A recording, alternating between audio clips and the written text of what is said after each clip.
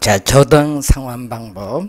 이 대출 상환 방식인데, 자, 시험에 또 우리가 자주 출제가 되는 부분이죠. 자, 원리금, 우리가 균등 분할 상환, 원금 균등 분할 상환이 있습니다.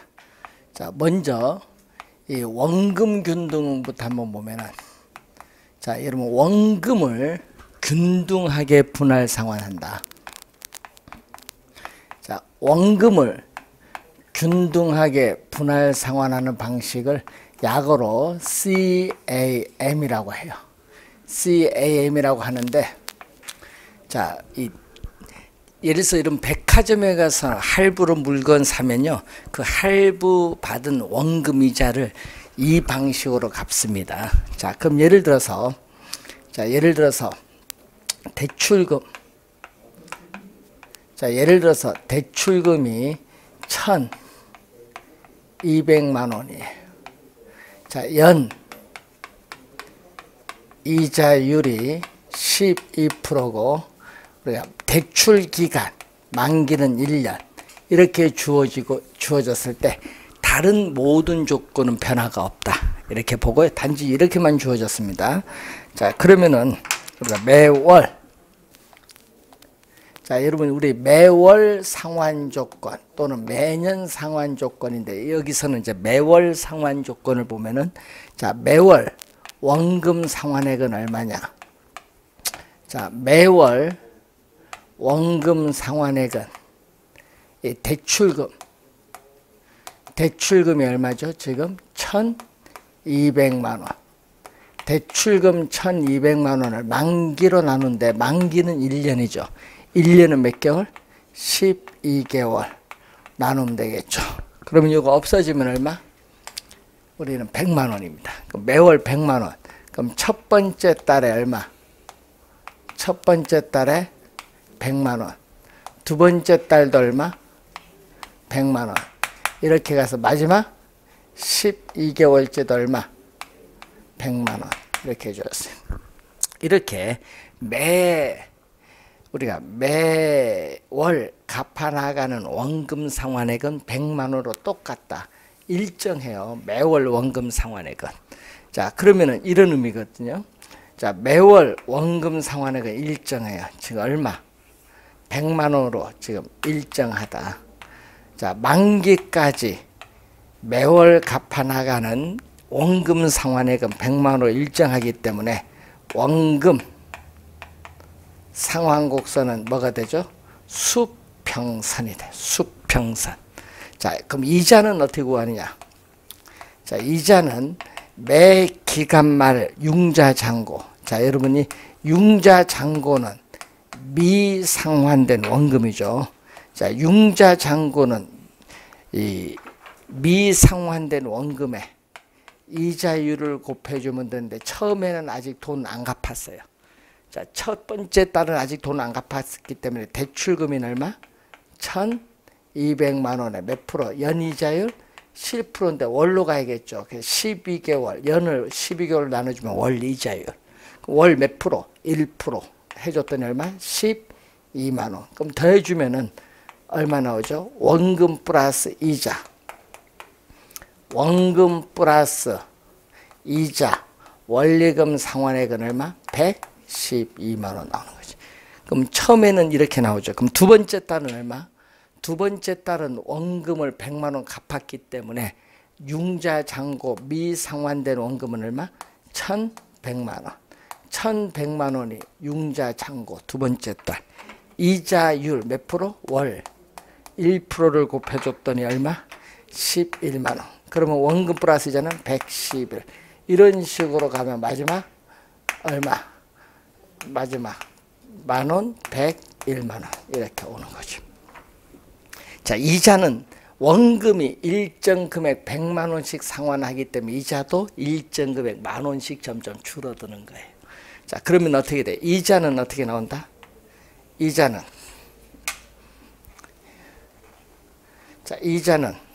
얼마? 처음에는 얼마죠? 12만 원, 그 다음에 11만 원, 10만 원 이런 식으로 해서 얼마다? 마지막에 만 원이죠. 이자는 점점 이렇게 마지막 10,000원 이렇게 들어오는 거예요. 이자는 이렇게 일정 금액 10,000원씩 줄어들기 때문에 이렇게 우하향하는 뭐 직선의 형태를 띠게 돼. 우하향하는 직선. 이자 지급 곡선입니다. 자, 원금 균등 분할 상환의 그림인데, 자, 그러면 이 원금 균등 분할 상환은 이렇게 나오거든요. 그러면은 원리금 상환액은 얼마냐? 자, 원리금 상환액은 처음에 얼마? 처음에 원리금이니까 112, 111, 110 이런 식으로 오면 이렇게 좀 원리금은 점점 이렇게 줄어들어요. 만기로 가까울수록 이렇게 원금 균등 분할 상환은 원리금이 점점 줄어든다. 자, 이게 초기거든요. 초기. 자, 초기. 첫 번째 달 초기인데 초기에 가장 많고 기간이 경과할수록 점점 어떻게 된다? 감소를 하죠. 이제 직선의 형태로 나타나는 게 원금 균등 분할 상환. 그러면 여기서는 융자 잔고는 미상환된 원금인데 여기 대출금이죠. 자, 대출금인데 만기죠. 처음에는 얼마? 처음에는 융자 잔고 아직 안 갚았어요. 대출 시점에 돈 안 갚았으니까 1,200만 원. 그 다음에 얼마? 100만 원 갚았으니까 처음에 첫 번째는 1,100만 원. 그다음에 1,000만 원, 900만 원, 100만 원씩 줄어드니까 이런 형태. 우하향하는 직선의 형태로 나타나는 게 CAM. 자, 요 그림 한번 출제했었죠. 18회 시험. 무슨 방식? 원금 균등 분할 상환. 자, 그림을 이제 이렇게 그려봤습니다. 원금 균등 분할 상환인데, 자, 점점 여러분 초기에 원리금 상환액 많고 기간이 경과할수록 원리금 상환액은 점점 줄어들어요. 그래서 미래 소득이 감소할 것으로 예상되는 은퇴 예정자에게 적합한 상환 방식이 원금 균등 분할 상환. 자, 미래 소득이 감소할 것으로 예상되는 은퇴 예정자에게 적합한 상환 방식입니다. 자, 그러면 2번은 이렇게 가는 건 뭐죠? 2번은 이렇게 갑니다. 만기까지 대출 기간 내내 이렇게 매월 동일한 금액을 상환해 나가는 방식을 뭐라고 하죠? 이것을 우리는 원리금 균등, 원금 플러스 이자를 균등하게 분할 상환한다. 원리금 균등 분할 상환.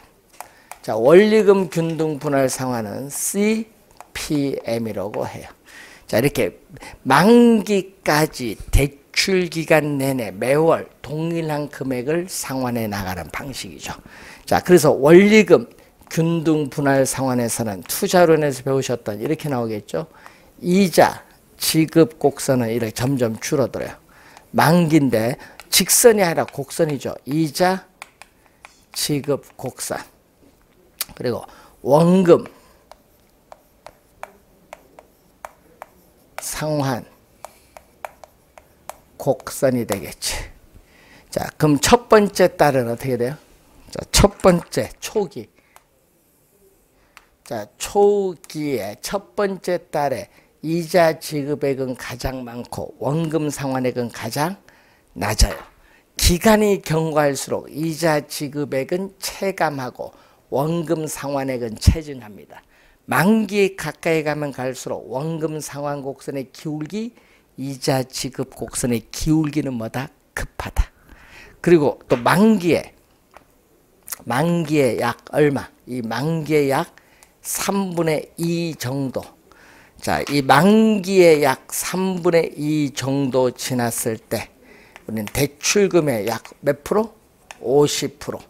자, 대출금의 약 반, 50%가 상환되었다고 볼 수 있다. 자, 요거거든요. 자, 그럼 보세요. 원금이 처음에 적게 갚고 이자는 이렇게 많이 갚는 거거든요. 그러면은 여기서 첫 번째 달 초기에 원금 균등은 이만큼 갚았어요. 원금을. 그럼 요거는 뭐죠? 미상환된 원금이에요. 그러니까 원금이 이 정도 갚았는데 원리금 균등은 원금이 적게 갚아요. 뭐보다? 원금 균등보다 적게 갚거든요. 이 정도밖에 못 갚아요. 이 정도. 원금 균등은 이만큼 갚았는데 원리금 균등은 더 적게 갚아요. 그러니까 이런 형태. 자, 이런 형태로 나와요. 이런 형태로 내려오는 게 바로 뭐죠? CPM. 그러니까 처음에 어디가 많이 갚는 거? 원금 균등이 많이 갚고 원리금 균등은 이게 적게 갚아요. 이렇게. 자, 이걸 우선 알면 되겠죠. 자, 그러면은 점증은 이렇게 갑니다. 이거는. 자, 처음에는 이렇게 뭘로 간다? 원리금 상환액 적게. 그 다음에는 인플레이션 반영해서 약간 높게. 그 다음에 높게. 이런 식으로. 6년 차에는 원리금 균등보다 높게 가는 걸 GPM. GPM을 우리 뭐라고 하냐면 원리금 체증식. 원리금이 점차 이렇게 원리금이 점차 증가한다. 원리금 우리가 체증식 상환 방법. 자, 원리금 체증식 상환 방법을 우리는 점진적으로 증가하죠. 점증 상환 대출이라고 해요. 자, GPM이거든요. 자, 그러면은 처음에는 어떻게 돼요? GPM은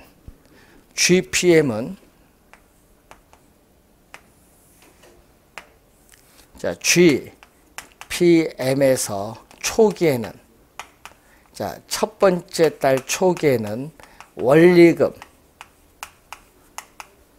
상환액이 이자 지급액에도 못 미쳐요. 왜냐? 원리금 상환액을 이렇게 낮게 보거든. 원리금 상환액은 20만 원인데 이자 지급액은 80만 원이다.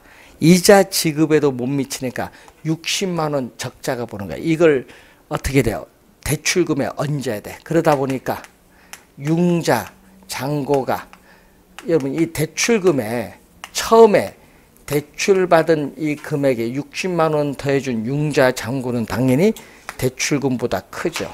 이것을 우리 뭐라고 한다? 처음에 대출금보다 융자, 잔고가 큰 것을 마이너스 부의 상환이 나타날 수 있다. 부의 상환이 나타날 수 있죠. 그래서 처음에 이 대출금보다 뭐가 크다? 대출금보다 융자, 잔고가 더 큰 이런 형태 마이너스 원금 상환이 나타날 수 있는 게 바로 GPM. GPM인데 자, 시험 문제는 요걸 많이 내거든요. 초기에 원리금 상환액의 원금 균등이 가장 많고 체증식이 가장 낮다. 요거 시험에 많이 나오고 원리금 균등은 중간에 있어요.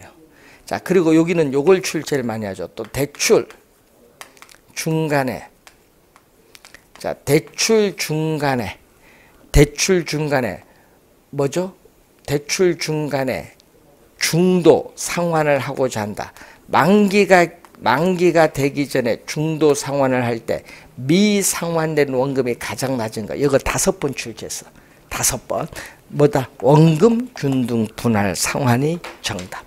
가장 높은 거는 체증식 상환 방법. 시험 문제 이 그림을 알면은 지문상을 다 해결이 돼요. 그래서 이 그림을 잘 이해를 해 두시는 것이 좋습니다. 그 내용이 이제 여러분 교재에 우리 370 우리가 8페이지 381페이지에 설명이 되어 있습니다. 381페이지 밑에 원리금 체증식 상환 방법이 나오는데 그래서 요거는 처음에는 갚는 금액이 이렇게 낮다 보니까 이 미래에 소득이 보장될 것으로 기대되는 젊은 소득 계층이나 주택 보유 예정 기간이 짧은 사람에겐 유리하지만은 반대로 주택 보유 예정 기간이 긴 사람에게는 불리한 게 바로 GPM. 자, 그래서 381페이지 밑에서 8번째 월 불입액. 자, 여러분 월 불입액 매월 원리금 상환액이 고정될 경우에 예상되는 인플레이션으로 인한 실질 가치 하락의 문제를 해결하기 위해서 도입된 제도가 바로 GPM. GPM이다. GPM. 자, GPM에 관련인데 여러분 여기서 시험 문제 매년 한 문제가 출제해요. 계산 문제 낼 수도 있거든요.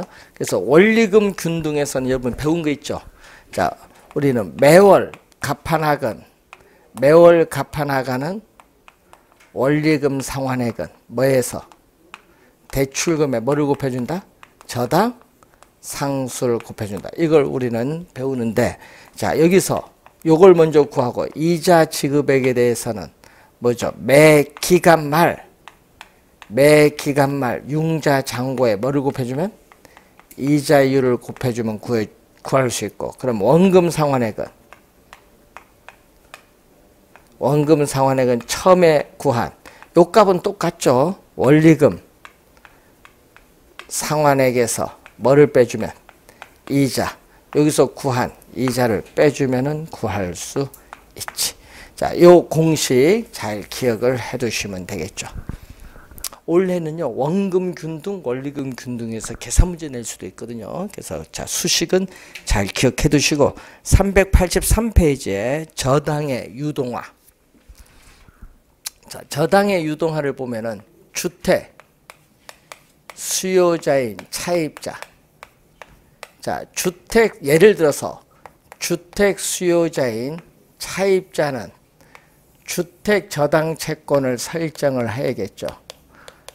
주택 저당 채권을 설정을 해서 한국주택금융공사에 보증을 받아서 우리는 금융기관으로부터 보금자리론을 대출을 받겠죠.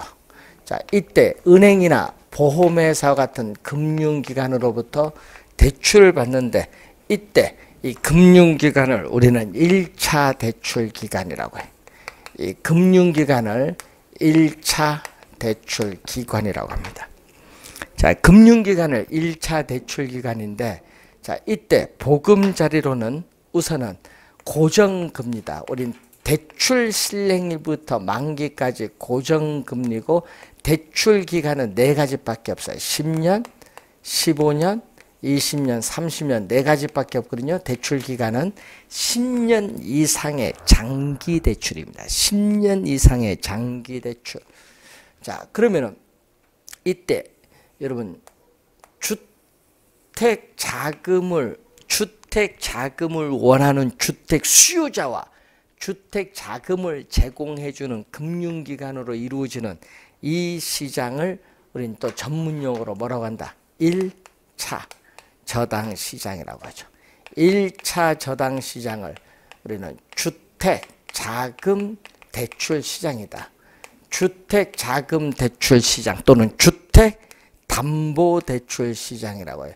주택 자금 대출 시장 또는 주택담보대출시장이라고 합니다. 주택자금대출시장, 주택담보대출시장이라고 해요. 그래서 1차 저당시장은 주택 저당 채권이 형성되는 시장. 자, 주택 저당 채권이 형성되는 시장입니다. 자, 1차 저당시장, 우리나라는 1999년까지는 1차 저당시장밖에 없었다는 거죠. 자, 1차 저당시장입니다. 자, 이때 주택 저당 채권, 이 주택 저당 채권 자체를 하나의 상품으로 시장에 유통되게 하는 것을 저당, 여러분이 어디 나오죠? 383페이지 위에서 두 번째 나오죠. 저당 또는 저당권에 뭐라고 한다? 유동화라고 하죠. 유동화. 자, 저당, 유동화인데, 자, 그러면 금융기관은 주택 저당 채권을 자신들의 자산 포트폴리오의 일부로 보유하다가 자금 부족을 하죠. 대출 부족해지면 자금을 조달하기 위해서 주택 저당 채권을 매각할 수 있어요. 자, 그래서 금융기관은 뭐를 가지고 있다? 한정된 재원을 가지고 있는 거예요. 여러분 주택 자금 대출 재원이 무한히 존재하는 것이 아니라 한정된 재원을 가지고 있기 때문에 이 금융기관이 이러한 한정된 재원으로 인해서 유동성이 부족해져요. 여러분이 유동성 부족의 문제가 발생해 주택 자금 대출 재원이 부족해지는 유동성 부족에 따라서 유동성 위험은 점점 어떻게 돼? 높아지죠. 이 높아지는 이 문제를 해결하기 위해서 도입된 제도가 2차 저당시장 제도다. 자, 이 문제를 해결하기 위해서 도입된 제도가 2차 저당시장 제도입니다. 자, 그러면 매각을 해야겠죠. 그럼 금융기관은 매각을 해요. 그래서 주택저당채권 하나만 넘기면 안 되거든요. 그럼 묶어서 뭐 5천억 이런 식으로 매각을 해야 돼. 그래서 주택저당채권, 이 집합물, 이 풀, 이걸 매각을 하게 되겠죠. 그래서 이 주택저당채권을 줄여서 저당권인데 저당권을 묶어야 돼요. 패키지를 해야겠죠.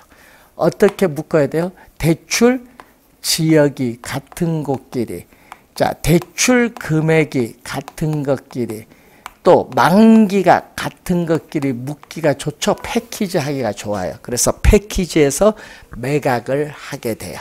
주택저당채권 집합물을 매각을 하면은 이 자금이 들어오죠. 이렇게 한정된 재원이지만 자금을 계속 이렇게 들어오면은 이론적으로는 주택 수요자에게 무한정 대출이 가능한데 이걸 신용창조라고 하죠. 383페이지 위에서 두 번째 신용창조로서의 나오는 거죠. 신용창조의 수단으로 활용된다. 자, 이것이 이제 나오는 거죠. 한정된 재원이지만은 주택 저당 채권을 계속 유동화할 수 있는 자금이 계속 유입되기 때문에 이론적으로는 주택 수요자인 차입자에게 무한정 대출이 가능하다. 이것을 신용창조라고 하죠. 신용창조의 수단으로 활용할 수 있어요. 그럼 누구에게 매각을 하는 거죠? 한국주택금융공사에 매각을 하죠.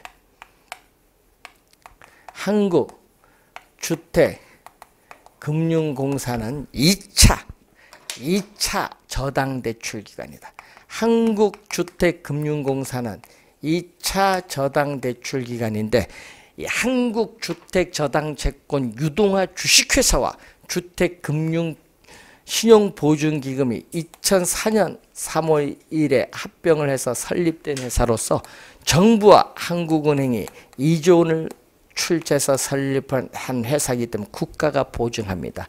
그래서 이것을 우리는 다른 용어로 SPC, 스페셜 퍼포스 컴퍼니라고 하죠.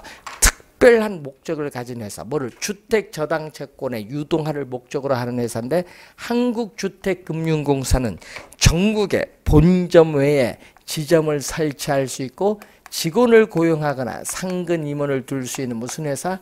실체회사를 말하죠. 실체회사. 실체회사를 말합니다.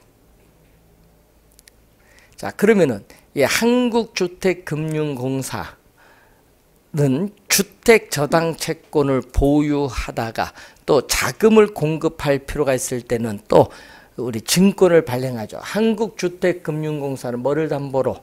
주택저당채권을 기초로 하여 발행하는 수익증권이 있어요. 주택저당채권을 기초로 해서 발행하는 수익증권을 MBS라고 하는데 이 MBS를 우리는 담보증권이라고 해요.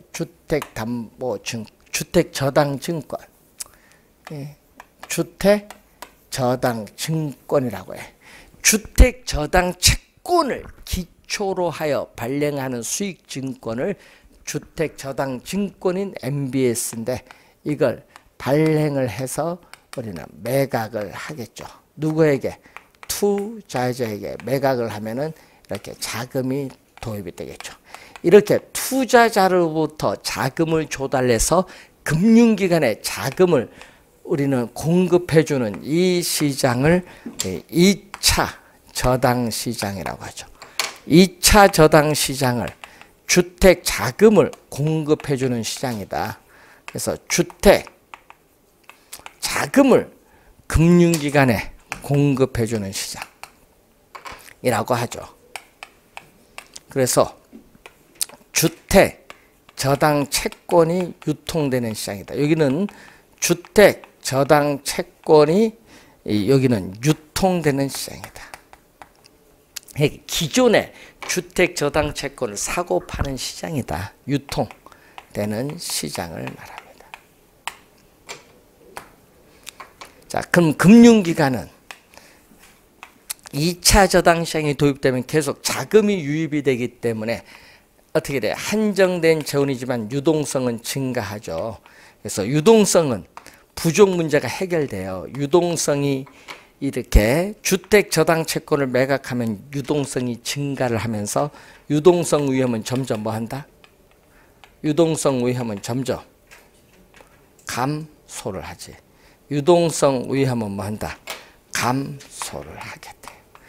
그래서 이 문제를 해결한 거지. 이 문제를 해결하기 위해서 도입된 제도가 2차 저당 시장이거든요. 그래서 이 저당의 유동화에 결정적인 역할을 하는 시장은 2차 저당 시장이고 2차 저당 시장에서도 MBS를 발행하는 한국주택금융공사가 중요한 역할을 담당하고 있다. 이렇게 보시면 되겠습니다. 자, 투자자는 국가가 보증한 증권을 매입을 하기 때문에 안정적인 투자의 수익을 장기적으로 확보할 수 있는 장점이 있고, 또 국가는 투자자에게 좋은 자산 포트폴리오를 선택할 수 있는 대안적 수단을 제공해 주고 있습니다. 국가는 MBS 발행 규모를 조절함으로써 주택시장의 경기를 조절하고, 그리고 주택 수요자는 집값의 최대 70%까지 융자가 가능하기 때문에 이전보다 쉽게 주택을 구입을 할 수 있는 장점은 가지고 있습니다. 자, 저당 시장의 구조인데, 자, 주택 수요자는 주택 저당 채권을 설정해서 대출을 받기 때문에 1차 저당 시장과는 직접 관계가 있지만은 주택 수요자는 2차 저당 시장과는 아무런 직접적인 관계는 없다. 자, 이 관련된 내용을 염두에 두시고요. 그럼 이러한 저당의 유동화를 원활하기 위해서는, 자, 금융기관의 저당 수익률. 자, 이 금융기관에서의 저당 수익률은 주택 담보 대출 금리인데, 이 저당 수익률이 2차 저당 시장에서 판매하는 MBS 상품의 수익률보다 높아야 금융기관은 주택 저당 채권을 매각을 하지. 매각을 하고, 그리고 투자자는 자신들이 요구하는 수익률보다 MBS 수익률이 더 높아야 우리는 MBS에 투자를 하죠. 이렇게 주어졌을 때 이건 저당의 유동화를 원활하게 하기 위한 조건, 저당 유동화의 전제 조건입니다.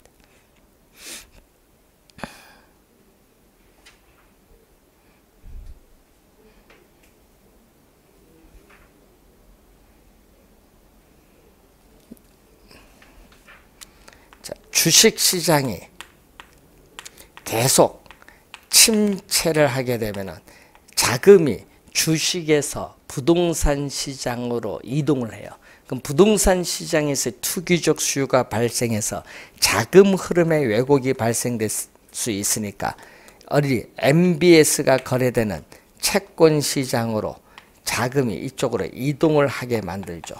그러니까 부동산 시장으로 자금이 이동하지 않죠. 이 증권 시장 내에서 자금이 이동하기 때문에 부동산 시장에서의 자금 흐름의 왜곡을 방지해 줄 수 있어요. 그래서 우리는 어떻게 돼요? 우리 자금 흐름의 왜곡을 방지할 수 있는 제도적 장치로서 유용한 게 바로 MBS다. 이렇게 보시면 되겠습니다. 자, 우리는 금융기관은 2차 저당 시장이 도입되기 전에는 어떻게 돼? 단기로 자금을 조달해서 장기 운용해서 자금의 경직성이 높았는데, 이 단기로 자금을 조달한 것을 유동화를 통해서 장기 자금으로 대체시키는 효과가 있고요. 따라서 주택 금융을 활성화하는 데 큰 기여를 하는 게 바로 저당의 유동화입니다. 그래서 이 구조 좀 우리가 한번 확인을 한번 해보시기 바라고, 자, 여러분 교재 386페이지 보시면은 종류가 나온다. 올해 또 작년에도 출제했지만은 올해 또 출제가 또 예상되는 또 중요한 부분이죠. 종류 4가지가 있어요. 자, 네 가지 중에서 MPTS 요거 하나만 뭐 증권이고 나머지 세 개 MBB, MPTB, CMO 이 세 가지는 뭐다? 채권. 네 가지를 공부해야 되는데 이 네 가지 중에서 MPTS만 뭐다? MPTS만 증권, 나머지 세 개는 채권이다. 자, 그러면은 우리가 차입자, 여러분 주택 수요자의 차입자는 대출을 받았어요. 대출을 받으면은 당연히 대출을 받으면 매월 원리금을 상환을 해요. 자, 매월 원리금을 상환을 해요. 그러면은 발행기관은 우리가 투자자에게 MPTS를 발행해서 매각을 합니다. 문제는 이때 이 차입자는 매월 원리금을 상환하면 바로 즉시 투자자에게 우리는 원리금을 발행기관에 이체시켜 줍니다. 그래서 그런 의미에서 MPTS를 이체시켜 준다는 의미에서 이체증권이라고 불리우는 내용이죠. 자, 이때 이체증권을 불리는데 이때 S는 security, 그래, security이기 때문에 이것을 우리는 뭘로 번역한다? 증권, security는 증권입니다. 이체증권이에요. MPTS, 이 S가 증권으로 번역하면 돼요. 자, 그래서 발행기관이 1,000억이라는 자산을, 주택저당채권 자산을 매각하면은 1,000억이라는 뭐가 들어온다? 1,000억이라는 현금 자산이 들어와요. 그렇기 때문에 발행기관의 자산의 크기에는 변화가 없기 때문에 우리는 주택저당채권 총액, 발행기관의 자산의 크기에는 변화가 없기 때문에 주택저당채권 총액과 이체증권 발행액은 똑같을 수밖에 없다. 이게 똑같을 수밖에 없다. 주택저당채권 총액과 이체증권 발행액은 똑같아요. 왜? 1,000억 자산 매각한 만큼 현금 자산 1,000억이 들어오기 때문에 발행기관의 자산의 크기에는 변화가 없기 때문에 그래요. 그래서 자산을 매각했거든요. 자산을 매각을 했기 때문에 우리는 MPTS를 자산을 매각했기 때문에 지분형의 성격을 가진 MBS라고 해요. 지분형의 성격을 가진 MBS. 그럼 자산, 지분을 매각했기 때문에 지분이 다 누구에게? 투자자에게 이전돼요. 그래서 주택, 저당 채권, 이 집합물의 소유권과 원금이 받자마자 이체시켜 주잖아요. 원리금을 받을 수 있는 현금 흐름에 따른 지분권도 투자자에게 이전돼요. 자, 이렇게 지분이 매각했기 때문에 지분도 이전이 돼요. 자, 그리고 여기 시장 이자율이 지속적으로 하락한다. 자, 여러분이 시장 이자율이 지속적으로 하락을 해서 고정금리 대출 이자율보다 낮게 되면은 뭐가 발생한다? 만기가 되기 전에 차입자는 뭐 한다? 조기 상환을 할 수 있죠. 그럼 발행기관도 조기 상환을 해요. 왜? 원리금은 누가? 투자자가 받을 수 있는 권리가 있기 때문에. 자, 그래서 이 시장 금리 변동에 따르는 위험, 그리고 차입자가 조기 상환하면 발행기관도 조기 상환하기 때문에 이 투자자는 또 조기 상환에 따른 위험을 안게 되는데 요 두 개는 같이 다녀요. 원리금 수취권과 조기 상환 위험은 같이 다니는 짝꿍. 그래서 여러분 지분이 매각되면은 그 지분에 관련된 위험도 투자자에게 이전이 돼요. 그래서 여러분 암기할 때 증권은 투자자가 두 개의 권리와 두 개의 위험이 있거든요. 그래서 증권 222로 암기하면 쉽게 암기됩니다. 증권 222로 암기하면 쉽게 암기가 될 수 있다. 자, 우선은 이 MPTS에 대한 설명입니다. 자, 이번은 우리 차입자가 또 대출을 받게 되면은 또 매월 원리금을 또 상환을 해요. 자, 또 매월 원리금을 상환을 하게 되죠. 자, 이때 발행 기관은 투자자에게 원금과 이자를 이체를 안 시켜줘. 이체 안 시켜줘. 뭐를 했냐? 주택저당채권 담보부 채권을 발행해서 투자자에게 매각하는데 이 본드, 이 채권이거든요. 채권을 발행기관이 채권을 발행할 때는 담보가 있어야 돼. 채권을 발행할 때는 발행기관이 좀 있으면 부도난다. 그럼 누가 사겠어? 안 사지. 그러니까 채권을 발행할 때는 담보가 있어야 돼. 그래서 주택, 저당, 채권, 뭐를 담보? 여러분 주택, 저당, 채권, 집합물 이걸 담보로 해야 돼. 주택, 저당, 채권, 집합물 이걸 담보로 해서 발행기간의 시용을 가지고 채권을 발행해서 투자자에게 매각합니다. 그렇기 때문에 채권을 발행할 때는 여러분 채권을 발행할 때는 이걸 담보로 하기 때문에 주택, 저당, 채권, 집합물의 소유권은 누가? 발행기관이 보유를 해요. 또 차입자가 원리금을 상환하면 그 원리금을 또 받을 수 있는 권리도 누가? 우리는 발행기관이 보유하고 있어요. 왜냐? 원리금 받자마자 이체를 안 시키거든요. 그래서 이 MBB는 기업의 회사채 성격과 아주 유사해요. 기업이 회사채를 발행했을 때 그 성격과 아주 유사합니다. 그래서 이 채권형의 성격을 가진 MBS예요. 그래서 발행기관은 투자자에게 이 채권에 대한 새로운, 여러분 원리금 요걸 얘기하는 게 아니야. 이 원리금을 바로 주는 게 아니에요. 이 채권에 대한 새로운 원금이자 여러분 이 채권에 대한 새로운 원리금을 통상 일반적으로 6개월마다 지급을 해요. 6개월마다. 그렇기 때문에 여기는 매월 원리금을 갚지만은 새로운 원금 이자를 투자자 6개월마다 지급하기 때문에 현금 흐름이 바로 연결 안 돼. 받자마자 바로 주는 게 아니기 때문에 현금 흐름이 바로 우리는 투자자에게 연결되는 것은 아니다. 자, 그런데 차입자가 뭐 한다?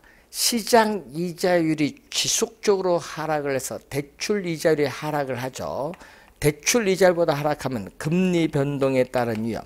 시장 이자율이 지속적으로 하락을 해서 대출 이자율보다 낮을 경우에 금리 변동에 따른 위험. 또 조기 상환. 차입자가 조기 상환하면은 또 이러한 조기 상환에 따른 위험도 누가? 우리는 발행기관이 우리는 부담을 한대. 원리금 수취권과 조기 상환 위험은 같이 다니는 짝꿍.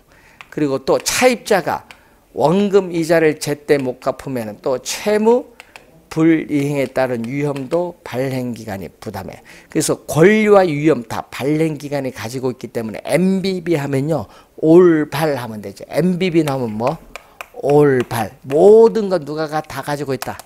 발행기관이 모든 걸 다 가지고 있어. 올. 권리, 위험 다 가지고 있어요. 그럼 투자자는 위험이 있다 없다?